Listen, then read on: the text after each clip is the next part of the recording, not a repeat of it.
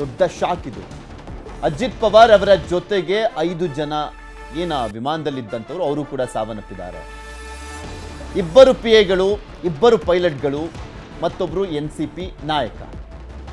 Totally 6 ಜನ ಸಾವನ್ನಪ್ಪಿದ್ದಾರೆ. ಆ ವಿಮಾನದಲ್ಲಿ ಇದ್ದಂಥ ಎಲ್ಲರೂ ಕೂಡ ಸಾವನ್ನಪ್ಪಿದ್ದಾರೆ. 6 ಜನ. ಸ್ಪೆಷಲ್ ಫ್ಲೈಟ್ ಇದು. ರಾಜಕಾರಣಿಗಳು, ಅದರಲ್ಲೂ ಸ್ಪೆಷಲಿ ಅಧಿಕಾರದಲ್ಲಿದ್ದಂಥವರು ಸ್ಪೆಷಲ್ ಫ್ಲೈಟ್ಗಳನ್ನು ಯೂಸ್ ಮಾಡ್ತಾರೆ. CM, DCM, ಕೆಲವು ತುಂಬ ಪ್ರಭಾವಿ ಆಗಿರುವಂಥ ಸಚಿವರುಗಳು ಸ್ಪೆಷಲ್ ಫ್ಲೈಟ್ಗಳಲ್ಲಿ ಓಡಾಡ್ತಾರೆ.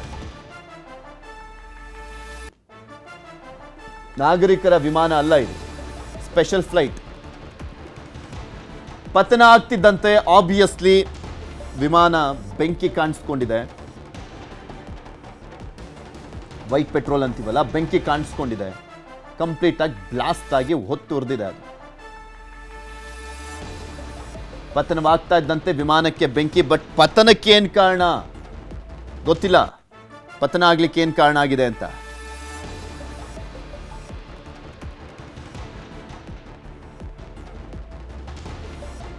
ಪತನ ಆಗ್ಲಿಕ್ಕೆ ಏನು ಕಾರಣ ಅನ್ನುವಂಥದ್ರ ಬಗ್ಗೆ ಮಾಹಿತಿ ಸಿಗಬೇಕಾಗಿದೆ.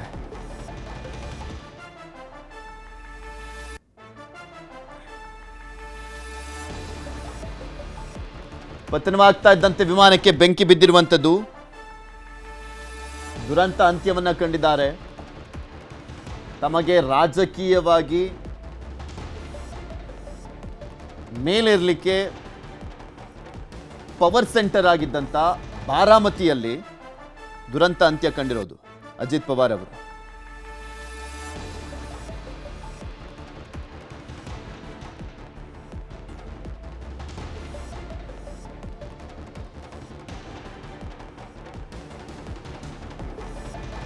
ತಮ್ಮದೇ ಆದಂಥ ಪ್ರಭಾವ, ಹಿಡಿತ, ನಾಯಕತ್ವ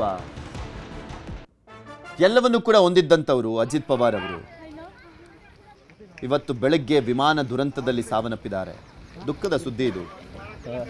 ಮುಂಬೈನಿಂದ ಬಾರಾಮತಿಗೆ ಚಾರ್ಟರ್ಡ್ ವಿಮಾನ, ಅದು ಚಾರ್ಟರ್ಡ್ ವಿಮಾನದಲ್ಲಿ ಪ್ರಯಾಣವನ್ನು ಮಾಡ್ತಾ ಇದ್ದಂಥದ್ದು. ಅಲ್ಲೊಂದು ಜಿಲ್ಲಾ ಪರಿಷತ್ ಚುನಾವಣೆಗೆ ಸಂಬಂಧಪಟ್ಟಂತೆ 4 ಸಾರ್ವಜನಿಕ ಸಭೆಗಳಿದ್ವಂತೆ. ಅದಕ್ಕೆ ಭಾಗಿಯಾಗ್ಲಿಕ್ಕೆ ಹೋಗ್ತಾ ಇದ್ರು. ಬೆಳಗ್ಗೆ ಸುಮಾರು 8:45ರಿಂದ 48 ಸಮಯದಲ್ಲಿ ಬಾರಾಮತಿ ವಿಮಾನ ನಿಲ್ದಾಣದಲ್ಲಿ ಲ್ಯಾಂಡಿಂಗ್ ಪ್ರಯತ್ನ ಮಾಡುವಂಥ ಸಂದರ್ಭದಲ್ಲಿ ವಿಮಾನ ಪತನವಾಗಿದೆ ಅನ್ನುವಂಥದ್ರ ಬಗ್ಗೆ ಸದ್ಯಕ್ಕೆ ಸಿಗ್ತಾ ಇರುವಂಥ ಅಪ್ಡೇಟ್ ಅದು. 8:45ರಿಂದ 8:48 ಈ ಒಂದು 3 ಮಿನಿಟ್ಸ್ ಅಂತರದಲ್ಲಿ ವಿಮಾನ ಲ್ಯಾಂಡಿಂಗ್ ಆಗುವಂಥ ಸಂದರ್ಭದಲ್ಲಿ ಆಗಿದೆ ಅಂತ. ಪೈಲಟ್ಗಳು, ಸಿಬ್ಬಂದಿ ಎಲ್ಲ ಸೇರಿ ಟೋಟಲಿ 6 ಜನ ಸಾವನ್ನಪ್ಪಿದ್ದಾರೆ. ಇದಕ್ಕೆ ಏನು ಕಾರಣ, ಏನು ಎತ್ತ ಅನ್ನುವಂಥದ್ರ ಬಗ್ಗೆ ಗೊತ್ತಾಗಬೇಕು. ಅದನ್ನು DGCA ಮಾಹಿತಿಯನ್ನು ಕೊಡಬೇಕು. Directorate general of civil aviation ಅವರು, DGCA ಅಂದರೆ ಅವ್ರು ಮಾಹಿತಿ ಕೊಡಬೇಕು. ಈಗ ಆಲ್ರೆಡಿ ಅದರಲ್ಲಿ ಇದ್ದಂಥವ್ರು ಯಾರೂ ಕೂಡ ಬದುಕುಳಿದಿಲ್ಲ ಅನ್ನುವಂಥದ್ರ ಬಗ್ಗೆ ಅಧಿಕೃತವಾಗಿದೆ. ಯಾರು ಬದುಕುಳಿದಿಲ್ಲ ಅಂತ. ಅಜಿತ್ ಪವಾರ್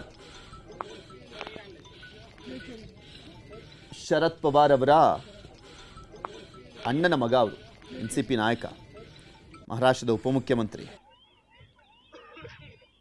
ಬಾರಾಮತಿಯಿಂದಲೇ ಅವರ ರಾಜಕಾರಣ ಶುರುವಾಗಿತ್ತು. ಅಂತ್ಯ ಕೂಡ ಅಲ್ಲೇ ಆಯಿತು.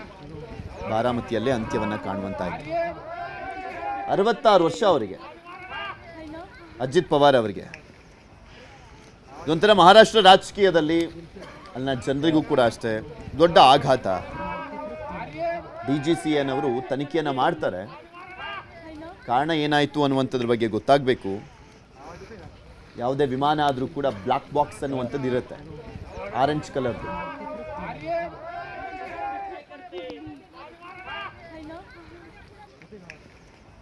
ತೋರಿಸ್ತಾ ಇದೀವಿ ಏನಾಗಿರಬಹುದು ಅನ್ನುವಂಥದ್ರ ಬಗ್ಗೆ ಒಂದು ವಿಡಿಯೋ ನಿಮ್ಗೆ ತೋರಿಸ್ತಾ ಇದೀವಿ ನೋಡಿ. ಬಟ್ ಇಷ್ಟು ದೊಡ್ಡ ಫ್ಲೈಟ್ ಅಲ್ಲ, ಚಾರ್ಟರ್ಡ್ ಫ್ಲೈಟ್ ಅದು. ಆನಿಮೇಷನಲ್ಲಿ ನಿಮ್ಗೆ ತೋರಿಸ್ತಾ ಇದ್ದೀವಿ. ಬಿದ್ದಂಥ ಸಂದರ್ಭದಲ್ಲಿ ಕಂಪ್ಲೀಟ್ ಕ್ರಾಶ್ ಆಗಿ ಬೆಂಕಿ ಹೊತ್ಕೊಂಡಿರುವಂಥದ್ರ ಬಗ್ಗೆ. ದೊಡ್ಡ ವಿಮಾನ ಇರೋದಿಲ್ಲ ಆ್ಯಕ್ಚುಲಿ. 6 ಜನ ಕೂತಿದ್ರು ಚಾರ್ಟರ್ಡ್ ಫ್ಲೈಟ್ನಲ್ಲಿ.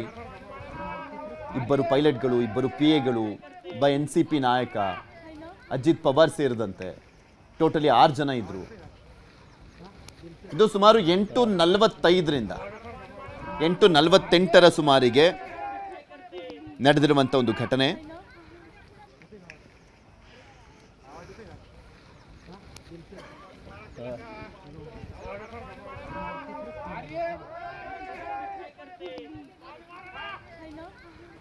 ಶರದ್ ಪವಾರ್ ಅವರ ಕುಟುಂಬಕ್ಕೆ ದೊಡ್ಡ ಆಘಾತ.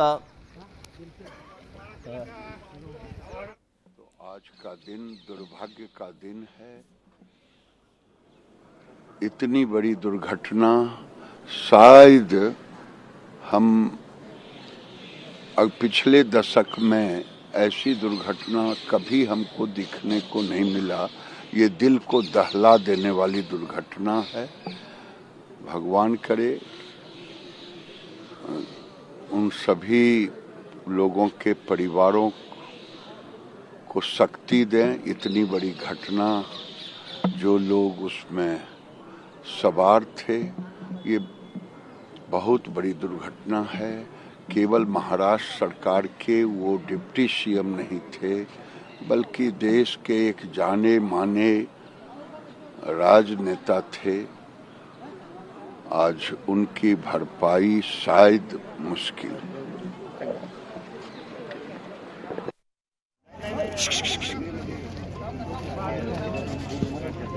ಶರದ್ ಪವಾರ್ ಅವರ ಅಣ್ಣನ ಮಗ ಅಜಿತ್ ಪವಾರ್ ಅವರು NCPಯ ಬೆಳವಣಿಗೆಯ ಸಂದರ್ಭದಲ್ಲಿ ಶರದ್ ಪವಾರ್ ಅವರ ಮಾರ್ಗದರ್ಶನದಲ್ಲಿ ಬೆಳ್ಕೊಂಡು ರಾಜಕೀಯ ನೆಲೆಗಟ್ಟನ್ನು ಕಂಡುಕೊಂಡು ಈಗ ಅಪಘಾತ ಆಗಿದೆಯಲ್ಲ, ಬಾರಾಮತಿ ಅಲ್ಲೇ ಲ್ಯಾಂಡಿಂಗ್ ಆಗುವಂಥ ಸಂದರ್ಭದಲ್ಲಿ ಅಪಘಾತ ಆಗಿದ್ದು. ಆ ಒಂದು ಕ್ಷೇತ್ರದಿಂದಲೇ 8 ಬಾರಿ MLA ಆಗಿದ್ದಾರೆ. ಲೆಕ್ಕ ಅವ್ರ ಪ್ರಭಾವ ಎಷ್ಟಿತ್ತು. ಬಾರಾಮತಿ ಕ್ಷೇತ್ರ, ನಾನು ಆಗಲೇ ಹೇಳ್ತಾ ಇದ್ನಲ್ಲ, ಬಾರಾಮತಿ ಕ್ಷೇತ್ರ ಅನ್ನುವಂಥದ್ದು NCP ಪಕ್ಷದ ಒಂಥರ ಕ್ಯಾಪಿಟಲ್ ಇದ್ದಂತೆ. NCP ಪಕ್ಷದ ಕ್ಯಾಪಿಟಲ್ ಇದ್ದಂತೆ ಅದು ಬಾರಾಮತಿ ಕ್ಷೇತ್ರ ಅನ್ನುವಂಥದ್ದು. ಒಂದು ಗಟ್ಟಿ ನೆಲೆ ಪವರ್ ಫ್ಯಾಮಿಲಿಗೆ ಶುರುವಾದದ್ದು ಅಲ್ಲಿಂದನೇ. ನೆಲೆ ಅಲೆ ಎಲ್ಲವೂ ಶುರುವಾಗಿದ್ದು ಅಲ್ಲಿಂದನೇ. ಸಂತೋಷ್ ಲಾಡ್ ಮಾತನಾಡ್ತಿದ್ದಾರೆ ನೋಡೋಣ, ಕಾರ್ಮಿಕ ಸಚಿವ.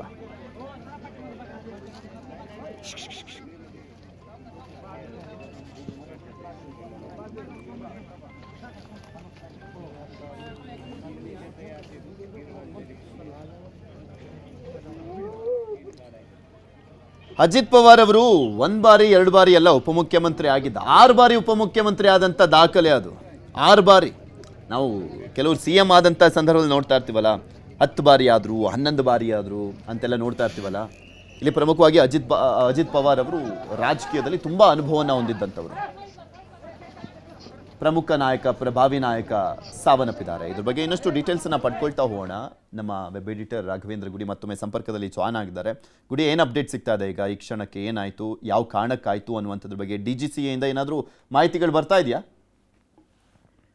ಪೃಥ್ವಿ, ರಾಜಕೀಯವಾಗಿ ಬದುಕನ್ನ ಕೊಟ್ಟಂತಹ ಕ್ಷೇತ್ರದಲ್ಲೇ ಕೊನೆ ಉಸಿರನ್ನ ಎಳೆದಿರುವಂತವ್ರು ಅಜಿತ್ ಪವಾರ್ ಅವರು. ಅವರ ಒಂದು ಬಾರಾಮತಿ ಕ್ಷೇತ್ರದ ಬಗ್ಗೆ ನೀವು ಹೇಳ್ತಾ ಇದ್ರಿ, ಹೇಗೆ ಅದು ಒಂದು ರಾಜಕೀಯವಾಗಿ ಒಂದು ಕ್ಯಾಪಿಟಲ್ ಆಗಿತ್ತು NCPಗೆ. ಜೊತೆಗೆ ಅಜಿತ್ ಪವಾರ್ಗೂ ಕೂಡ ಅತ್ಯಂತ ಆಪ್ತವಾಗಿದ್ದಂತ ಕ್ಷೇತ್ರ ಅದು. ಆ ಕ್ಷೇತ್ರದ ಜನರ ಜೊತೆಯಲ್ಲಿ ಭೇಟಿಯಾಗೋದಕ್ಕೆ ಬಂದಂತ ಸಂದರ್ಭದಲ್ಲಿ ಸಂಭವಿಸಿರುವಂತಹ ಈ ಒಂದು ದುರಂತದಲ್ಲಿ ಅವರು ಸಾವನ್ನಪ್ಪಿದ್ದಾರೆ. 67 ವರ್ಷ. ರಾಜಕೀಯವಾಗಿ ನೋಡೋದಾದ್ರೆ ಪೃಥ್ವಿ, 67 ವರ್ಷ ಅನ್ನುವಂಥದ್ದು ಭಾರತದ ರಾಜಕೀಯ ವ್ಯವಸ್ಥೆಯಲ್ಲಿ ಸ್ಟಾರ್ಟ್ ಆಗುವಂತ ಒಂದು ಏಜ್ ಇದು. ಇಂಥ ಸಂದರ್ಭದಲ್ಲಿ ಅವರು ಸಾವನ್ನಪ್ಪಿರುವಂತದ್ದು. ಇನ್ನು DGCA ಅಧಿಕೃತವಾಗಿ ಮಾಹಿತಿಯನ್ನ ಕೊಟ್ಟಿಲ್ಲ. ಆದ್ರೆ ನ್ಯೂಸ್ 18 ರಾಹುಲ್ ಶಿವಶಂಕರ್ ಅವರು DGCA ಜೊತೆ ಕೊಟ್ಟಂತ ಮಾಹಿತಿ ಪ್ರಕಾರ ಹೇಳ್ತಾ ಇದ್ದಂತದನ್ನ ನೋಡ್ತಾ ಇದ್ರೆ, ಅವ್ರು ಹೇಳುವಂತ ಮಾಹಿತಿ ಪ್ರಕಾರ ನೋಡೋದಾದ್ರೆ, ಇದು ಬೆಳಿಗ್ಗೆ 8:10 ಮಹಾರಾಷ್ಟ್ರದ ಮುಂಬೈ ಏನಿದೆ ಅಲ್ಲಿಂದ ಈ ಫ್ಲೈಟ್ ಟೇಕ್ ಆಫ್ ಆಗುತ್ತೆ. ಅದಾದ ಬಳಿಕ ಬಾರಾಬಂಕಿಗೆ ಬರುವಂತ ಸಂದರ್ಭ ಸುಮಾರು 8:30 ಆಸುಪಾಸಿನಲ್ಲಿ ಒಂದು ಲ್ಯಾಂಡ್ ಆಗುವಂತ ಸಂದರ್ಭದಲ್ಲಿ ಈ ಏರ್ಕ್ರಾಫ್ಟ್ ದುರಂತವನ್ನ ಕಂಡಿರುವಂತದ್ದು. ಆದ್ರೆ ಅದಕ್ಕೆ ಪ್ರಮುಖವಾದಂತ ಕಾರಣವೇನು ಅನ್ನುವಂಥದ್ದು ಗೊತ್ತಾಗ್ಬೇಕಾದಾಗ ಅದರ ಒಂದು ಬ್ಲಾಕ್ ಬಾಕ್ಸ್ ಅಂತ ಏನಿರುತ್ತೆ ಅದನ್ನ ಒಂದು ಪರಾಮರ್ಶೆ ಮಾಡ್ಬೇಕಾಗತ್ತೆ. ಅದನ್ನ ಸಂಪೂರ್ಣವಾಗಿ ಒಂದು ಟೆಕ್ನಿಕಲ್ ಆಗಿರ್ತಕ್ಕಂಥ ಪರಿಶೀಲನೆಗೆ ಒಳಪಡಿಸಿದಾಗ ಎಕ್ಸಾಕ್ಟ್ ಮಾಹಿತಿ ಗೊತ್ತಾಗುತ್ತೆ. ಆದ್ರೆ ಈಗಿರುವಂತ ಮಾಹಿತಿಯನ್ನು ಆಧರಿಸಿ ನೋಡೋದಾದ್ರೆ ಒಂದು ಟೆಕ್ನಿಕಲ್ ಎರರ್ ಆಗಿರುವಂತ ಸಾಧ್ಯತೆ ಇರುತ್ತೆ. ಅದು ಲ್ಯಾಂಡಿಂಗ್ ಗೇರ್ ಇರ್ಬೋದು ಅಥವಾ ಟೆಕ್ನಿಕಲ್ ಗ್ಲಿಚಸ್ ಆಗಿರುವಂತ ಸಾಧ್ಯತೆ ಇರುತ್ತೆ. ಆ ಸಂದರ್ಭದಲ್ಲಿ ಪೈಲಟ್ಗೆ ನಿಯಂತ್ರಣವನ್ನ ಮಾಡೋದಕ್ಕೆ ಸಾಧ್ಯವಾಗದೇ ಇರ್ಬೋದು ಈ ಫ್ಲೈಟ್. ಯಾಕಂದ್ರೆ ಇವು ಚಿಕ್ಕ ಫ್ಲೈಟ್ಸ್ ಗಳಾಗಿರೋದ್ರಿಂದಾಗಿ ಅದರ ಇಂಜಿನ್ ಪವರ್ ಕೂಡ ಅಷ್ಟು ಸ್ಟ್ರಾಂಗ್ ಇರೋದಿಲ್ಲ ಪೃಥ್ವಿ. ಸಾಮಾನ್ಯವಾಗಿ ನಾವು ನೋಡ್ತಿದ್ದ ಹಾಗೆ ಈ ಚಾರ್ಟೆಡ್ ಫ್ಲೈಟ್ಸ್ ಅನ್ನುವಂಥದ್ದು ಅದು ಕಮ್ಯೂಟ್ ಮಾಡೋದಕ್ಕೆ ಅಂದ್ರೆ ಒಂದು ಪ್ರವಾಸ ಮಾಡೋದಕ್ಕೆ ಎಷ್ಟು ಸಹಕಾರಿಯಾಗಿರುತ್ತೋ ಭದ್ರತಾ ದೃಷ್ಟಿಯಿಂದ ನೋಡಿದಾಗ ಅಷ್ಟೇ ಅದರಲ್ಲಿ ಸಾಕಷ್ಟು ಚಾಲೆಂಜಸ್ಗಳು ಕೂಡ ಇರ್ತವೆ. ನಾವು ಇತ್ತೀಚೆಗೆ ಗಮನಿಸ್ತಾ ಇದ್ದೀವಿ ಈ ಹೆಲಿಕಾಪ್ಟರ್ ಲ್ಯಾಂಡ್ ಆಗುವಂತ ಸಂದರ್ಭದಲ್ಲಿ ಆಗಿರುವಂತ ಚಿಕ್ಕ ಪುಟ್ಟ ಕ್ರಾಶಸ್ಗಳಿರ್ಬೋದು. ಆದ್ರೆ ಚಿಕ್ಕ ಪುಟ್ಟ ಕ್ರಾಶಸ್ ಆದಾಗ ಸಹಜವಾಗಿ ಅದನ್ನು ನಿಯಂತ್ರಣ ಮಾಡ್ಕೊಳ್ಬಹುದು. ಯಾವಾಗ ಅಷ್ಟು ಮೇಲಿನಿಂದ ಸುಮಾರು 10,000 ಫೀಟ್ ಅಡಿ ಮೇಲಿಂದ ಬೀಳುವಂತ ಸಂದರ್ಭ ಬಂದಾಗ ನಿಯಂತ್ರಣ ಸಿಗದೇ ಇದ್ದಾಗ ಅದು ನೆಲಕ್ಕೆ ಅಪ್ಪಳಿಸುವ ರಭಸದ ಜೊತೆಗೆ ಅದರಲ್ಲಿ ಇರ್ತಕ್ಕಂಥ ಫ್ಯೂಯಲ್ ಸಾಕಷ್ಟು ಈ ವೈಟ್ ಪೆಟ್ರೋಲ್ ಅಂತಕ್ಕಂಥದ್ದು ಕಂಬಷನ್ ಅಂದ್ರೆ ಅತ್ಯಂತ ವೇಗವಾಗಿ ಬೆಂಕಿಯನ್ನ ಆವರಿಸಿಕೊಳ್ಳುವಂಥದ್ದು, ಬೆಂಕಿಗೆ ಈಡಾಗುವಂಥದ್ದು ಒಂದು ಫ್ಯೂಯಲ್. ಅದು ನೆಲಕ್ಕೆ ಬೀಳ್ತಿದ್ದ ಹಾಗೇನೆ ಆ ಬೆಂಕಿ ಏನಿರುತ್ತೆ ಆ ಬೆಂಕಿಯ ಅನಾಹುತದಲ್ಲಿ ಸಾವನ್ನಪ್ಪಿರುವಂತ ಸಾಧ್ಯತೆಗಳು ದಟ್ಟವಾಗಿ ಕಾಣುತ್ತವೆ. ಯಾಕಂದ್ರೆ ಚಿಕ್ಕ ಪುಟ್ಟವಾಗಿ ಗಾಯ ಆಗಿರುತ್ತೆ ಅಥವಾ ಗಂಭೀರ ಗಾಯವಾಗಿದ್ರು ರಕ್ಷಣೆ ಮಾಡುವಂತ ಸಾಧ್ಯತೆಗಳಿರ್ತವೆ. ಆದ್ರೆ ಬೆಂಕಿ ಆವರಿಸಿಕೊಂಡಾಗ ಸಂಪೂರ್ಣ ಸುಟ್ಟು ಕರಕಲಾಗ್ಬಿಡ್ತಾರೆ ಮನುಷ್ಯ ಇರ್ಬೋದು ಅಥವಾ ಯಾವುದೇ ವ್ಯಕ್ತಿಗಳಿರ್ಬೋದು. ಈ ಫ್ಲೈಟ್ ನಲ್ಲೂ ಕೂಡ 5 ಜನ ಪ್ರಯಾಣವನ್ನು ಮಾಡ್ತಿದ್ರು. 5 ಜನ ಸಾವನ್ನಪ್ಪಿರೋದು ಅಂದ್ರೆ ಪೈಲಟ್ ಸೇರಿದ ಹಾಗೆ ಪೈಲಟ್ನ ಹೊರತುಪಡಿಸಿ ಮತ್ತೆ ಪೈಲಟ್ ಸೇರಿದಾಗೆ 6 ಜನ ಇಲ್ಲಿ ಸಾವನ್ನಪ್ಪಿದ್ದಾರೆ ಅನ್ನುವಂತ ಮಾಹಿತಿಗಳಿಗೆ ಸದ್ಯಕ್ಕೆ ಬರ್ತಿದ್ದಾವೆ. ಹಾಗಿದ್ರೆ ಅವರ ಜೊತೆಯಲ್ಲಿ ಯಾರೆಲ್ಲ ಪ್ರವಾಸ ಮಾಡ್ತಾ ಇದ್ರು, ಅವರ ಜೊತೆಯಲ್ಲಿ ಬೇರೆ ಯಾರಾದ್ರೂ NCPಯ ನಾಯಕರಿದ್ರ, ಅದ್ರ ಬಗ್ಗೆ ಇನ್ನಷ್ಟೇ ಒಂದು ಮಾಹಿತಿ ಸಿಕ್ಕಿದೆ ಗುಡಿ. ಅಂದ್ರೆ ಇಬ್ರು ಪೈಲಟ್ಸ್ ಇದ್ರು, ಇಬ್ರು PA ಗಳಿದ್ರು, ಒಬ್ರು NCP ನಾಯಕ ಇದ್ರು, ಅದ್ರ ಜೊತೆಗೆ ಅಜಿತ್ ಪವಾರ್. ಟೋಟಲಿ 6 ಜನ ಇದ್ರು ಅಂತ ಟೋಟಲ್ ಆಗಿ.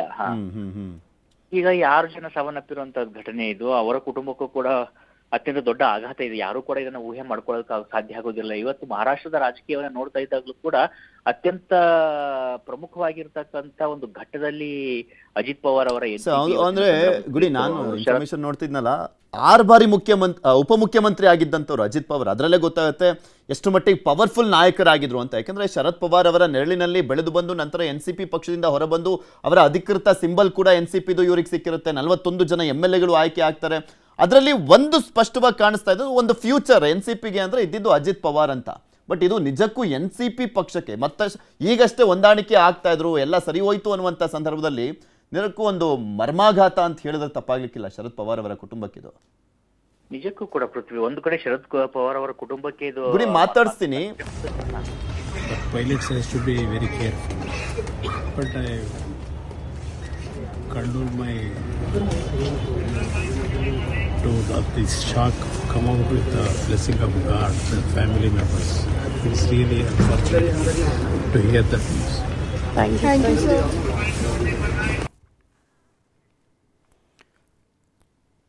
ಮಹಾರಾಷ್ಟ್ರದಲ್ಲಿ ದೊಡ್ಡ ಆಘಾತದ ಸುದ್ದಿ ಇದು. ಮಹಾರಾಷ್ಟ್ರಕ್ಕೆ ಒಂದು ಆಘಾತದ ಸುದ್ದಿ.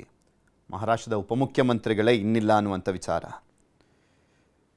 ಗುಡಿ ನಾವು ಆಗಲೇ ಮಾತನಾಡ್ತಾ ಇದ್ವಿ, ಮಹಾರಾಷ್ಟ್ರ ರಾಜಕಾರಣದಲ್ಲಿ ಆಲ್ಮೋಸ್ಟ್ ಈ 99 ಆದ ನಂತರ ಅಂದರೆ ಶರದ್ ಪವಾರ್ ಅವರ ಪಕ್ಷ ಬರುತ್ತೆ, ಕಾಂಗ್ರೆಸ್ಸಿಂದ ಹೊರಬಂದು ಅವಾಗಿಂದಲೂ ಕೂಡ ಶರದ್ ಪವಾರ್ ಅವರಿಗೆ ಒಂದು ದೊಡ್ಡ ಶಕ್ತಿಯನ್ನು ತುಂಬ್ತಾ ಇದ್ದಿದ್ದೆ ಅಜಿತ್ ಪವಾರ್ ಅಂತ ಹೇಳಿದ್ರು ತಪ್ಪಾಗ್ಲಿಕ್ಕಿಲ್ಲ. ಬಟ್ ರೈಟ್ ಹ್ಯಾಂಡ್ ಆಗಿ ಇದ್ದಂಥವ್ರು ಅವರದ್ದೇ ಆದಂಥ ಒಂದು ಪಕ್ಷವನ್ನು ಸ್ಥಾಪನೆ ಮಾಡಿಕೊಂಡು ಅವರದ್ದೇ ಒಂದು ಪ್ರಭಾವ, ಪರಿಣಾಮ ಮತ್ತು ಪವರ್ಫುಲ್ ಲೀಡರ್ಶಿಪ್ಪನ್ನು ಕಟ್ಕೊಂಡಂಥ ಸಂದರ್ಭದಲ್ಲಿ ಈ ದುರಂತ ಇದೆಯಲ್ಲ ನಿಜಕ್ಕೂ ಅರಗಿಸ್ಕೊಳ್ಳಿಕ್ಕೆ ಆಗೋದಿಲ್ಲ ಮಹಾರಾಷ್ಟ್ರದಲ್ಲಿ.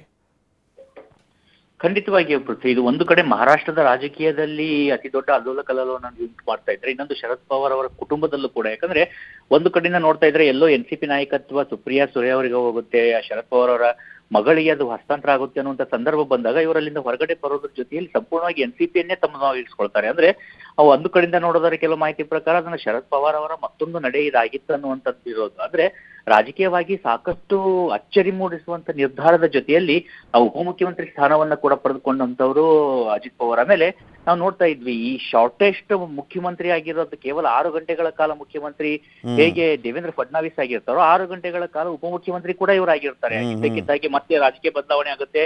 ಅಲ್ಲಿ ಉದ್ಧವ್ ಠಾಕ್ರೆ ಅವರು ನಂತರದಲ್ಲಿ ಮುಖ್ಯಮಂತ್ರಿಯಾಗಿ ಆಯ್ಕೆ ಆಗ್ತಾರೆ. ಯಾಕಂದ್ರೆ NCP ಮತ್ತೆ ಶಿವಸೇನೆ ಕಾಂಗ್ರೆಸ್ ಕೈ ಜೋಡಿಸಂತ ಸಂದರ್ಭ ಬಂದಾಗ. ಆದ್ರೆ ಒಂದಂತೂ ಸ್ಪಷ್ಟವಾಗಿರೋದು ಏನಂದ್ರೆ ಈ ಅನ್ಕಂಡೀಷನಲ್ ಆಗಿ ಸಪೋರ್ಟರ್ ಯಾರಾದ್ರೂ ದೇವೇಂದ್ರ ಫಡ್ನವೀಸ್ಗೆ ಇದ್ರೆ ಮಹಾರಾಷ್ಟ್ರದ ಇವತ್ತಿನ ರಾಜಕೀಯ ಸಂದರ್ಭದಲ್ಲಿ ಅದು ಅಜಿತ್ ಪವಾರ್ ಆಗಿದ್ರು. ಯಾಕಂದ್ರೆ ಅವರು ಸ್ಪಷ್ಟವಾಗಿ ಹೇಳ್ತಾ ಇದ್ರು. ಎಷ್ಟೋ ಕಡೆ ಏಕನಾಥ್ ಶಿಂದೆನೆ ಇನ್ನೂ ಅವರ ಮಧ್ಯದಲ್ಲಿ ಸ್ಪಷ್ಟನೆ ಇಲ್ಲದೆ ಇರುವಂತಹ ಸಂದರ್ಭದಲ್ಲೂ ಕೂಡ ನನ್ನ ಸಪೋರ್ಟ್ ದೇವೇಂದ್ರ ಫಡ್ನವೀಸ್ಗೆ ಇರುತ್ತೆ, ಅವರೇ ಮುಖ್ಯಮಂತ್ರಿ ಆಗ್ಬೇಕು ಅನ್ನುವಂತ ರೀತಿಯಲ್ಲಿ ಅನ್ಕಂಡೀಷನಲ್ ಸಪೋರ್ಟ್ ಕೊಟ್ಟಂತವರು ಅಜಿತ್ ಪವಾರ್. ಸಾಕಷ್ಟು ಅವ್ರ ಮೇಲೆ ಆರೋಪಗಳು ಇದ್ದದ್ದು ಹೊರತಾಗಿಯೂ ಕೂಡ ರಾಜಕೀಯವಾಗಿ ಅಂತ ಬಂದಂತ ಸಂದರ್ಭದಲ್ಲಿ ದೇವೇಂದ್ರ ಫಡ್ನವೀಸ್ ಅವರಿಗೆ ಒಂದ್ ರೀತಿಯಿಂದ ಬೆನ್ನೆಲುಬಾಗಿರುವಂತವ್ರು ಕೂಡ ಅಜಿತ್ ಪವಾರ್ ಅವರು.